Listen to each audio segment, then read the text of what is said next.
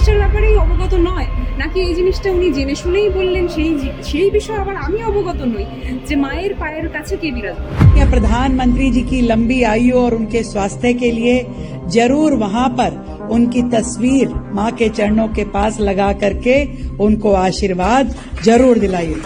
অর্থাৎ আমরা প্রত্যেকে জানি যে মা দুর্গার যে মূর্তি, মা দুর্গার পায়ের কাছে, পায়ের নিচে থাকে অসুর, যে বাস্তবে হয়তো অধিকাংশ মানুষজন ওই অসুরের জায়গায় যে বিশেষ ব্যক্তির মুক্তার কথা উনি বলছেন তাকে অনেকদিন আগেই প্লেস করে দিয়েছিলেন।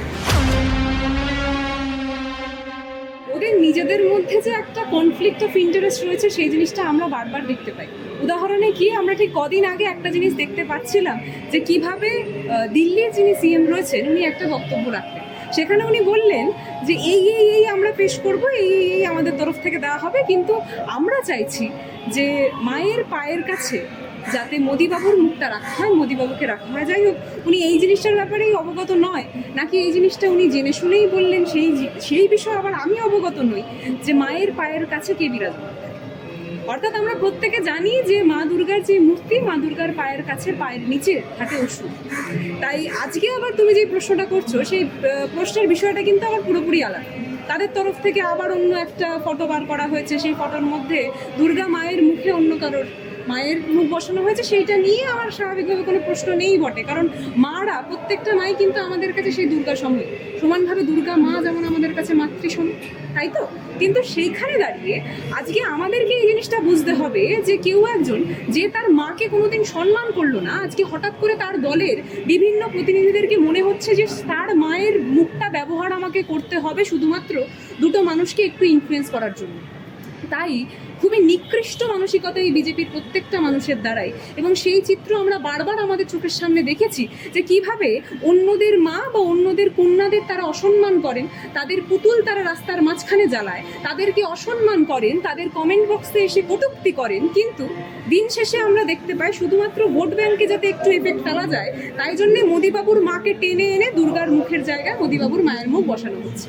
আর দিন শেষে ওই পায়ের কাছে বিভিন্ন যারা বিরোধী কণ্ঠস্বর, মানে যারা বরাবরই এই বিষয় কণ্ঠ তুলে এসছে যে না, প্রত্যেকটা মা বোনেদের সম্মান যাতে রক্ষা করা যায় সেই বিষয়ে যারা লড়াই করে এসছে তাদেরকে অসুরের জায়গায় তারা বসাচ্ছে।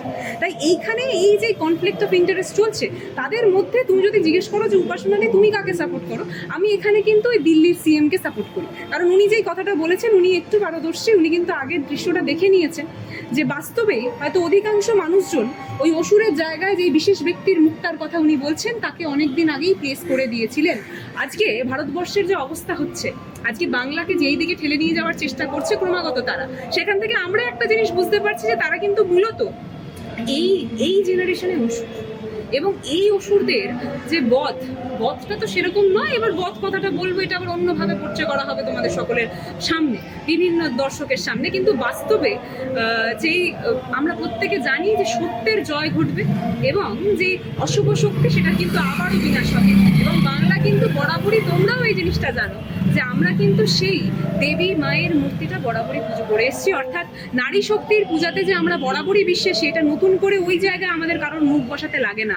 আমরা যখন দেবী মায়ের মুখটা দেখি স্বয়ংে আমরা সেখানে আমাদের মা এবং মাতৃস্থানীয় প্রত্যেককে তার মুখের জায়গায় মুখের আদলেই বসাই। কিন্তু তাদেরকে যখন ফোর্সফুলি জিনিসটা করতে হচ্ছে, ইমপ্লিমেন্ট করার চেষ্টা হচ্ছে, সকলের মাথায় গেঁথে দেওয়ার চেষ্টা হচ্ছে, এটা শুধুমাত্র আবারও কোনো ভোট কেন্দ্রিক বিষয়, এইটুকুনি আমরা প্রত্যেকেই বুঝতে পারছি।